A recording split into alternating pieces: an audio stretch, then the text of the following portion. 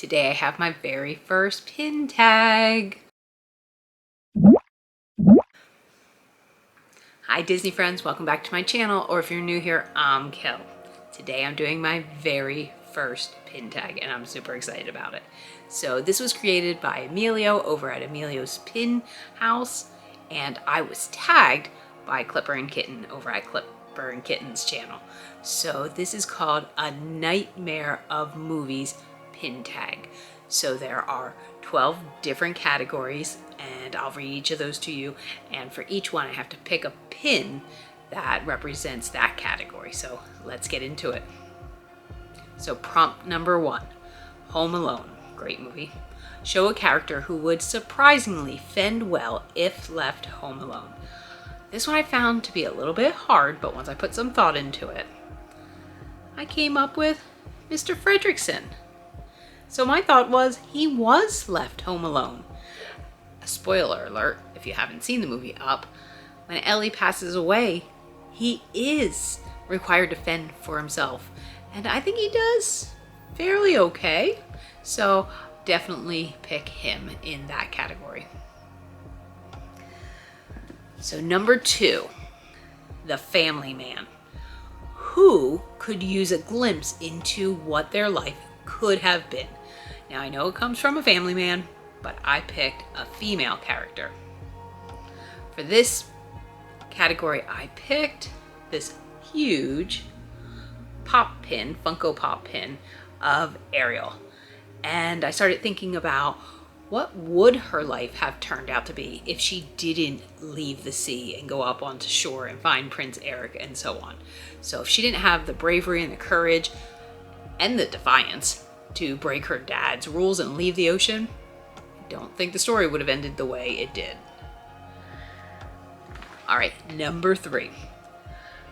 How the Grinch Stole Christmas is the movie. Pick a pin with a heart or a character with a big heart. So, I like villains. The very first thing that came to my mind was, of course, the Queen of Hearts. So, I picked this pin, and actually I picked a lot of the pins just because, 1, they match the categories, but 2, most of these pins I've never shown before on my channel, and I want to show some pins that I didn't get in pin mail, just things I've maybe purchased or found on a board at a park. So this is a newer pin. It was released maybe about 2 months ago or so, and it was for the 70th anniversary, I believe, 70th anniversary of Alice in Wonderland. Now you may say you don't see any hearts, but it does open up. It has this cute little magnet there that holds it shut, and we have the Queen of Hearts in there with her roses and her king with their matching crowns. That one is an LE 4000. Love me a grumpy queen. All right, number 4, Miracle on 34th Street. Show Santa or any character wearing red. Okay, so I don't collect Christmas pins. I have a few holiday pins here and there. Really just got them off a board, maybe a new hidden Mickey, and I want to complete the set. So I have some in my collection, but sparingly. It's just not something I really collect. So I did pick someone in red, someone who can't avoid being in red, but it is not Santa. And he's not technically wearing red, he is red. So another Little Mermaid pin. Got this pin off a board at Hollywood Studios. It's part of a 2-pin set. Haven't found the matching one, which I believe is Scuttle, but Sebastian is super cute. Got it off a board. My favorite type of pins. It's Christmas Charlie Brown. Show a Christmas tree or any holiday decoration or scene. So since I don't have a lot, I thought I'd share this. I feel like it fits the category. It's definitely decorated with Christmas. So we have this cute little hidden Mickey. I think it came out earlier this year, maybe last year, where we have the candy cane and peppermint and snowflakes. Still need a couple from that collection to complete it. but it's one of the very, very, very few holiday pins I own. All right, number 7, Home Alone Deuce. Who would survive alone in New York City? Well, when I think of someone having survival skills, I definitely think of villains, right? Although in the end, they're usually outsmarted or possibly even die. But I definitely thought this one. So between Cruella's fashion sense and through her sheer ability to outwit others, definitely thought she'd be able to make it in New York City. So we have, here it is from the Artfully Evil collection earlier this year. Actually, about 3-4 months ago from this year, but this will wrap up in December, this Artfully Evil collection, and it is an LE 3000. Number 8, It's a Wonderful Life. Show an angel, hero, or a gift. This one was a little bit challenging for me, so I went very literal. I picked this 2-pin set of Stitch and Angel. So I picked Angel, and it's held together by these magnets, which is really cool. They just go together like that. Truth is, I've never watched anything with Angel in it. I know she's not in the Lilo and Stitch, the original movie, but that's the only one I've ever seen with Stitch in the movie. So picked it. Don't know if I even like her. Bought this pin off of a sale, I believe, from Fantastic Pins online sale, but it was just so cute. I couldn't say no, even though I don't know Angel. All right, so number 9, The Nightmare Before Christmas. This is Halloween, this is Halloween. Show a Halloween pin. So I literally have 2 Halloween pins in my entire collection.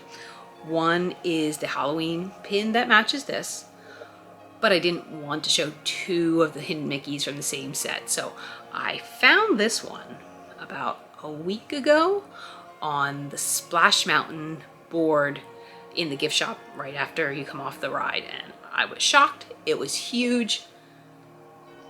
Look at that pin. I love the glitter in the letters. I've never been to the Not So Scary Halloween party, but it's a great pin. Purple, glittery, big, and it's a limited release pin. Shocked to see that on a board, but hey, I'm not going to pass it up. Okay, number 10, the movie's Elf. Show a pin related to travel. So this one was a little bit challenging for me, but actually as I'm saying it now, some more thoughts are coming to my mind of the pins I could have picked. But the one I went with was this recent purchase from the Disney Studios soda fountain Hollywood store. I never say it right. DSSH store. So I picked Timothy Mouse. It was this pin set that had all of the traveling circus carts, and it made me think of travel when I saw the wheels, and then I think about the traveling that happens when a circus moves from town to town. And I thought, love Timothy Mouse, love the movie, and they're traveling. So I thought it was a perfect pick for this pin tag question. Right, number 11, a movie I've never seen, The Ref. Pick a pin with a character wearing strange headpiece. Pick a pin with a character wearing a strange headpiece. Another challenging one. So I decided to go with one of the few holiday pins I have. Maybe not so strange, but strange for this particular character. So we have Mike and Sully both wearing somewhat of a costume, but I'm picking Mike. I love his reindeer antlers. I love his grumpy face. So, best I could do. All right, the last prompt for this one, number 12, Die Hard. I've not seen that movie in a very long time. Christmas party, show any pin with Christmas or a party. So I guess this is Christmas. He's dressed up. And I'm sorry to do 2 Monster Ink pins in a row and finish it with that, but we have Mike again with these lights. You have this like 3D element with the Christmas lights. He looks a little bit happier here, but not too much. He's pretty cute.